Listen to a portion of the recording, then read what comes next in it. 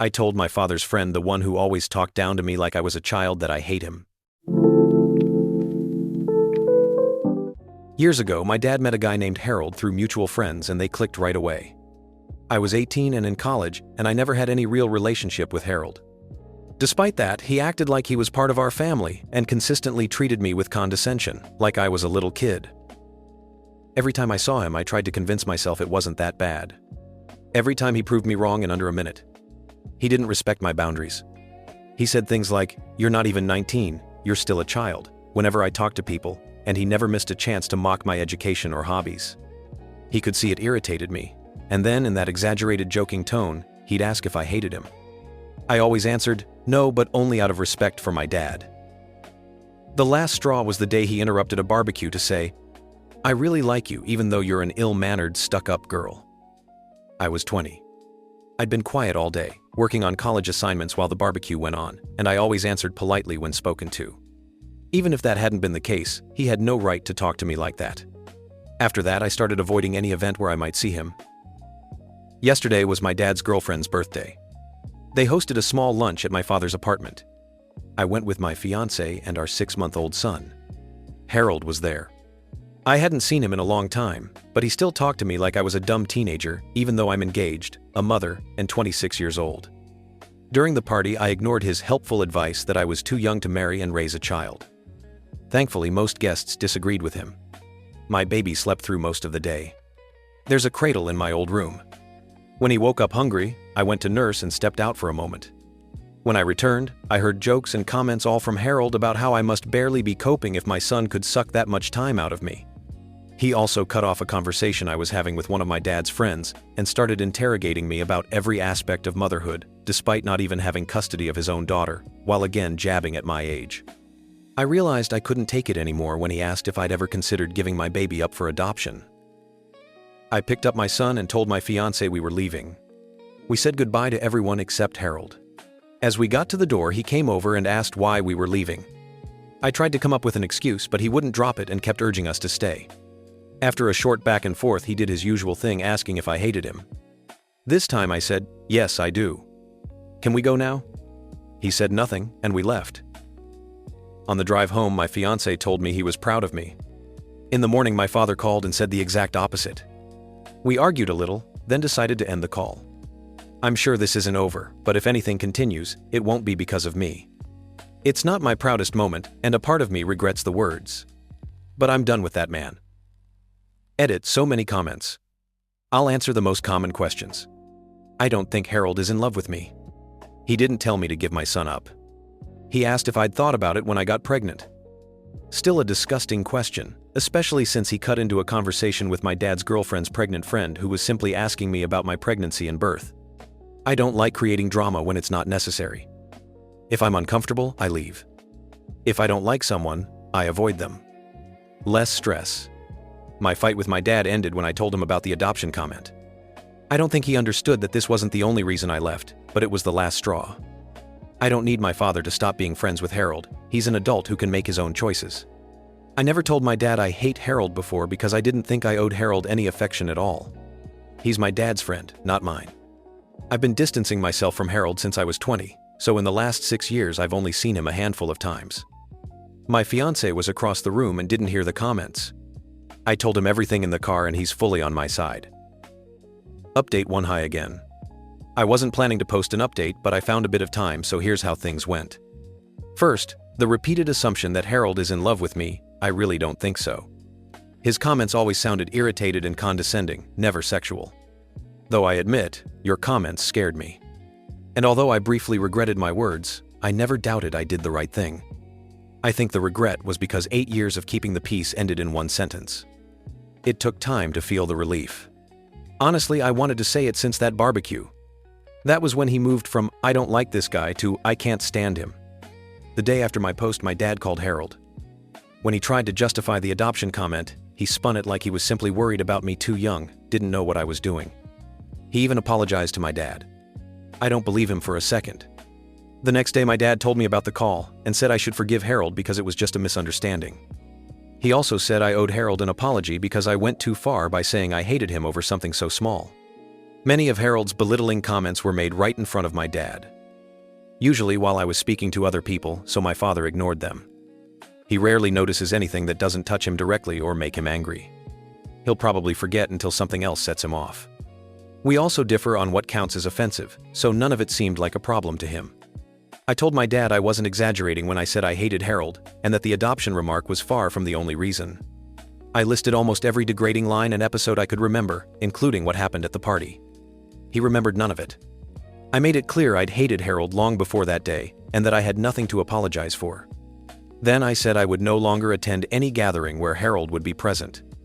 My dad doesn't have to stop being friends with him or inviting him, but he has to understand he can't count on me then. I'll ask in advance who's invited, and if he lies, I'll leave. My dad said I was being dramatic. I reminded him I've avoided Harold for 6 years and nobody noticed, so clearly it didn't inconvenience anyone. Since the barbecue, I'd only seen him twice for longer than a few minutes last week's lunch, and once while I was pregnant. That obviously didn't wreck my father's life. I don't have to like his friends any more than he has to like mine. We argued a bit, but he ultimately agreed to my terms. Yesterday we talked about something else, and he mentioned in passing that Harold was upset. I ignored it. I'm not cutting off my father entirely. I've come close in recent years, but decided it wouldn't change anything. Maintaining contact got easier once I moved out, and now we see each other a couple of times a month. It annoys him that I rarely call or text, but he's stopped complaining. There's no point in severing ties with someone who no longer has control over my life. Better to remember what he did wrong while I was growing up and try not to repeat it with my child. To be honest, he's been on thin ice for a long time. He isn't allowed to be alone with my son. I don't trust him for more than an hour with the baby. When I got pregnant, I nudged him toward therapy. He finally started in June. His behavior toward me and my younger sister, who splits time between our divorced parents, has genuinely improved since. I made it clear that if he quits therapy, he won't see his grandson. For the first time in my life, my father is actually changing for the better. It's hard to be optimistic, but I'm trying. And if I ever cut him off entirely, it definitely won't be because of freaking Harold. That's the gist. I'm relieved I don't have to pretend anymore. Things with my dad are still tense, but I'm not going to fixate on it. My priorities are my son, my fiancé, and my job. That's not changing anytime soon. Update 2. Last week my family, me, my fiancé, and our baby went to visit my cousin for a few days. On the day we arrived, we went to pick up her daughter, my cousin's little girl, my first cousin once removed. But I'll just call her my niece from school. When we got there, she was chatting with a friend, said goodbye with a hug, scandal, and ran over to us. She chatted for less than half a minute and immediately focused on my son, cooed over him, then took my fiancé by the hand to show our baby to her classmates. I stood with my cousin and waited. Once my niece was far enough away, a woman called to my cousin, the boy's mom. She had him on her lap. She walked up, pointed a finger at my cousin, and said, "You need to teach your daughter to behave properly. She shouldn't talk to my son, and they certainly shouldn't be hugging. They're too young for that." Then she walked out without waiting for a response. They're both 5. He complimented her Shrek Crocs. Update 3A side story because it affects my energy to deal with family drama. I proofread someone's coursework for grammar, and now he blames me for getting a failing grade. Since school, I've occasionally checked friends' papers, mostly grammar, sometimes tiny edits. One friend didn't understand what paragraphs were for until college. I'm not a professional, but I did well enough that friends recommended me to others. I graduated in 2019. I don't teach, I'm not studying, I don't charge, I do it for fun, though lately much less. I have a job, a husband, and a small child. Most of my friends finished school long ago. One exception is a close friend who went back for a second degree. Last week his class had a big written project due, and he recommended me to a classmate call him Derek. He's 18 and seemed normal over the phone looking back, probably just high. The project was due Monday at 7:30 a.m., and he promised to send it at least 24 hours early so I could check grammar. At 1 a.m. on Monday, he finally sent it. I swallowed my irritation and kept my promise. 3 pages. Half of it was obviously ChatGPT and so poorly used that the content was flat out wrong. It mixed up 2 different people, and everything after that was garbage, even to my surface-level understanding. But it was 1 a.m., and the grammar in that half was fine, so I left the facts alone and fixed only the truly awful grammar in the rest. An hour later, I sent it back. He didn't even say thank you. Yesterday, he got his grade 2 out of 10, and that's generous, according to the professor. He texted me, "What the hell did you do? You were supposed to fix everything." I reminded him I fix grammar, not factual errors. He'd been told that by both me and our mutual friend. He kept being rude, saying I should have rewritten the wrong parts if I noticed them. So the guy who turned in a paper half-written by AI now blames me because the professor noticed. From his messages, he expected me to rewrite it for him. The nerve. I get that students struggle. I've been there, but I'd never treat someone like that when they did me a favor. I'm seriously considering retiring from free proofreading. Update 4 short but related to Harold. Hi again. I can't believe it's been over a year since I wrote about this. I meant to update sooner, but the last months were chaos. I raised a baby, got married, yay, worked like crazy, and re-watched Supernatural. Open avoidance of Harold works beautifully. My dad respects my boundaries. Whenever he invites me and my husband to lunch or dinner, I ask, who else will be there? If Harold will be there, Dad says so. He hasn't lied once and usually doesn't push if I decline. Since then, I've seen Harold only once at Dad's birthday a couple of months ago. Yes, I knew he'd be there. Dad promised to tell him not to talk to me. Plus, there were going to be kids of Dad's friends, many I used to babysit, and I hadn't seen them in ages. I love those kids more than I hate Harold. I spent almost the whole evening with my son and the kids. Harold didn't speak to me once, so I guess Dad followed through. My husband and I caught him glancing our way a couple of times. I ignored it. Once I caught my husband staring back. My gentle goofball somehow looked intimidating. I love that man. Harold's girlfriend did talk to me. Yes, he has a girlfriend now. We crossed paths twice. First, she cooed over my son and then said he needed a haircut. Instant dislike. Later, she came back and said, "You're shy, right?" I said no. She laughed. "Sure you are," in the tone adults use with 6-year-olds. I kept a neutral face, otherwise I would have told her I wasn't shy. I just preferred spending the evening with the kids because they were better company than her and her boring boyfriend. Judging from both exchanges, she's unbearable. In other words, they're perfect for each other. Not much else to report. Dad broke up with last year's girlfriend, long story, and now has someone new. She's not annoying or unhinged, and honestly, I kind of like her. They'll last a year at most. Things with Dad still aren't perfect, but they're better. He actually apologizes more. Maybe therapy helped, or maybe motherhood made me scary. Either way, I'm not complaining. And he's a great granddad. I'm very glad he continues to respect my boundaries about Harold. I don't need that man in my life at all. Right now, I'm genuinely content. My son is happy and healthy. Part of me misses when he was tiny, but I'm prouder of him every day. Getting to know your own child is incredible. It never tell. A second story, because life doesn't confine itself to one thread. I told my father's wife the real reason we're estranged. My father essentially handed me to his sister right after I was born. I'm 27 now. My mother died giving birth to me. My aunt said he never recovered because he blamed me for her death. It shattered me as a kid when at family gatherings he pretended I didn't exist. As I got older, he started saying openly that I killed her and that it disgusted him to look at my face. You can imagine how much therapy that took. I went to church and cried, terrified I'd go to hell for what I'd done to my mom. His words wrecked my mind. Worst of all, I still kept trying to earn his approval. After I graduated high school, he told me not to bother him anymore because he had no obligations left. He'd sent money to my aunt to raise me. That's when I accepted reality and we went our separate ways. My aunt refuses to talk about him. Sometimes my grandparents do. That's how I learned he got married. They were angry I wasn't invited to the wedding, but I didn't care. We aren't close. His wife wanted to meet me.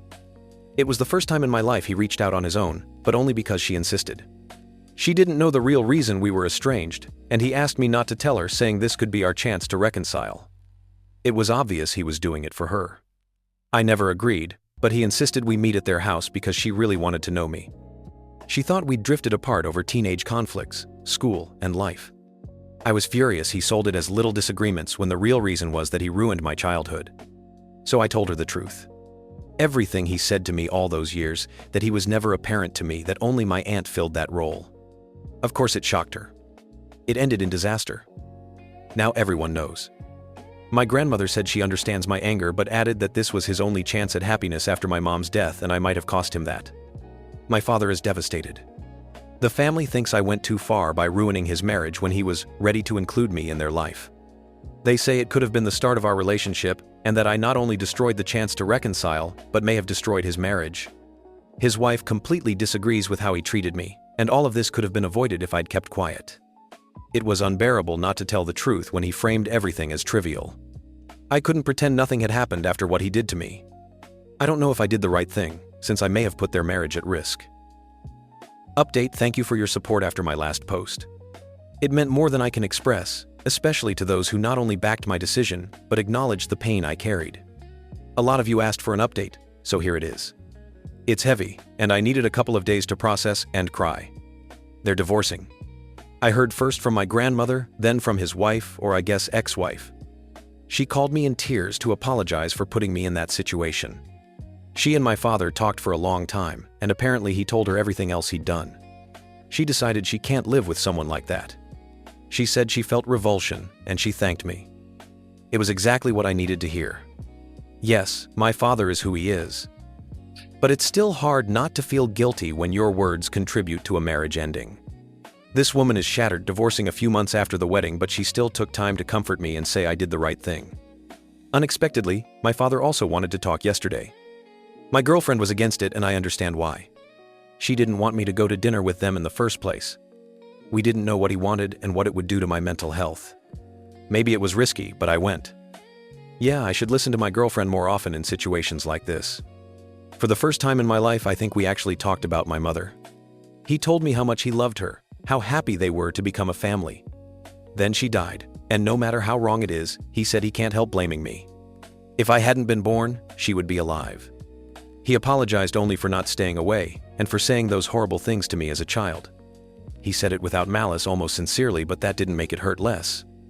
In the end, we both realized there won't be a relationship between us. We said goodbye. At least this time he apologized for dragging me into all of this. For the first time in his life, he acknowledged that what happened to his wife isn't my fault. I went home and cried. Spent the day processing, had a short therapy session, and leaned on my aunt for support. They helped me get through it. The rest of the family has left me alone, so I guess that's the end for now. It's not a happy ending, but it's better this way. Moral boundaries are not cruelty. They are the minimum respect you owe yourself when others refuse to show it. And truth is not sabotage. It's the light that keeps you from living in someone else's shadow. Protect your peace, believe people when they show you who they are, and don't hand your dignity to anyone who enjoys stepping on it. To everyone watching, have you ever had to draw a hard line with a relative or a family friend? Did telling the truth cost you a relationship, or did it finally set you free? Share your stories below so someone who needs courage can borrow a little from you today. You're watching StoryBoar, where real emotions tell real stories.